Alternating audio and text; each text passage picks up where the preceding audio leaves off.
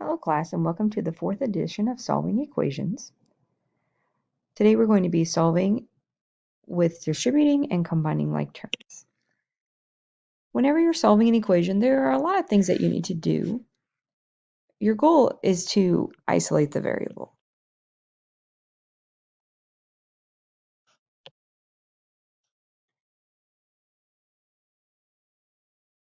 Okay, that's where you want to end, typically by doing the opposite operation. Before that, you need to move any adding or subtracting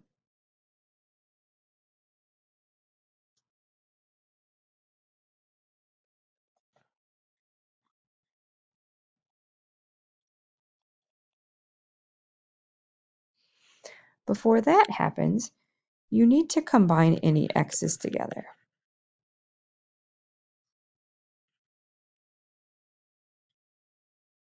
I shouldn't say x's, I should say variables.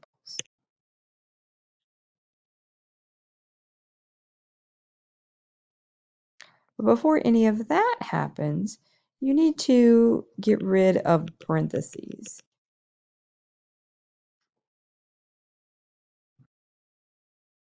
Typically by the distributive property. But there are several ways to do it. So let's look at an example.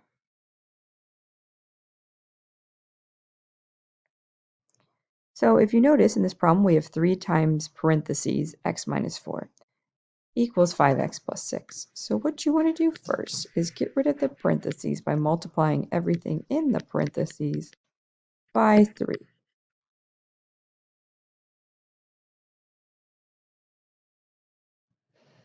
Hello class and welcome to our last installment of Solving Equations. Today we're going to be solving with distributing and combining like terms. When we solve an equation, there's a lot of things that we need to do. You always end with isolating your variable.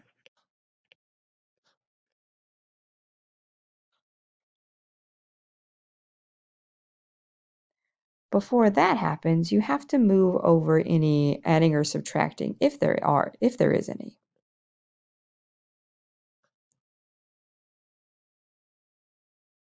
Before you end by dividing or multiplying. Before that happens, you should combine any x's, if you can. And instead of x's, I will actually say variables. And then, before that even happens, you need to get rid of parentheses, typically by using the distributive property.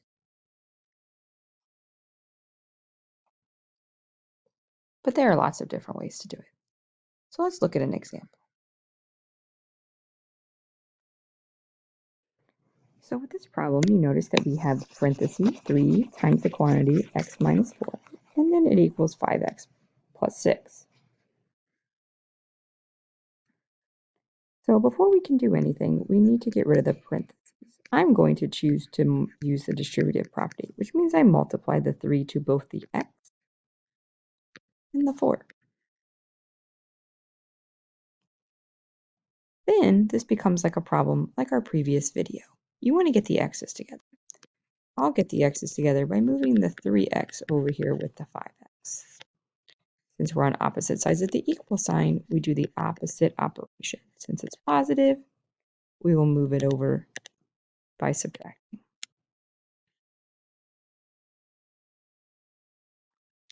Then this becomes like a two-step equation. So we have a 6 over here that we need to move over with a 12, so we will subtract.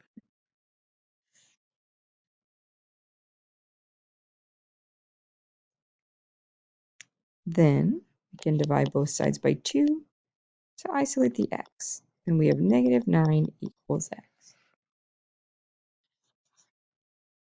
In our second example, we again have some distributive property.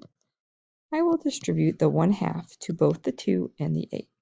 1/2 times 2 ends up just being 1. And 1/2 times 8 is 4.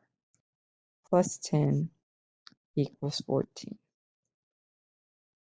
Notice the 1/2 did not move to the 10 because the 10 is not inside the parentheses.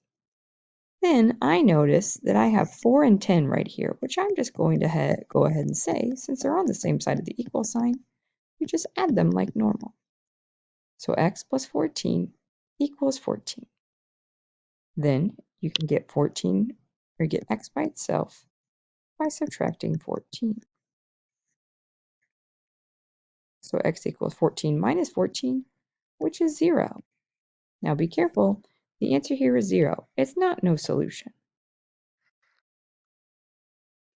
Okay, just a few more examples to go. Again, we have parentheses, so we need to use the distributive property to get rid of them. I'll multiply the 4 to both the x and to the -1. The rest of the problem doesn't change. Now, if you notice, there's a couple different things you can do. Here, you should be trying to get all your x's together. I have a 4x and a 2x and a 6x that all need to combine. You can do it in a couple different ways.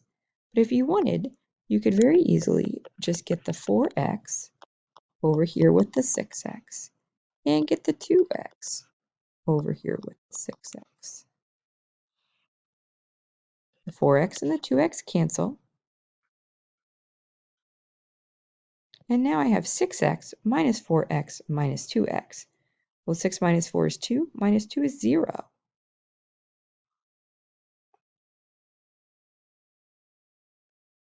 I have 0x plus 7. Well, 0x is just 0. 0 times anything is 0. So I have -4 equals 7. So that is a no solution situation, because -4 does not equal 7. Then this last problem, there's a lot of things happening. But again, if you take it piece by piece, it's not too terribly bad. First, get rid of the parentheses by using the distributive property. So it's 2x plus 10 plus 4 over here.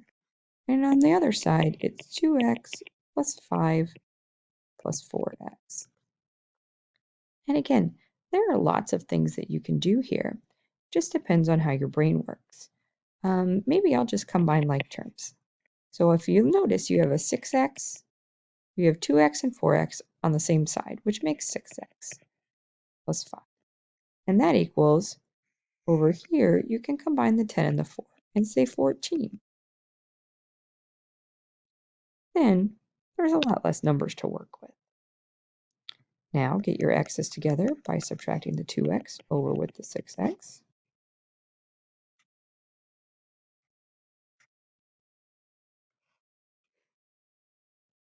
And then move the 5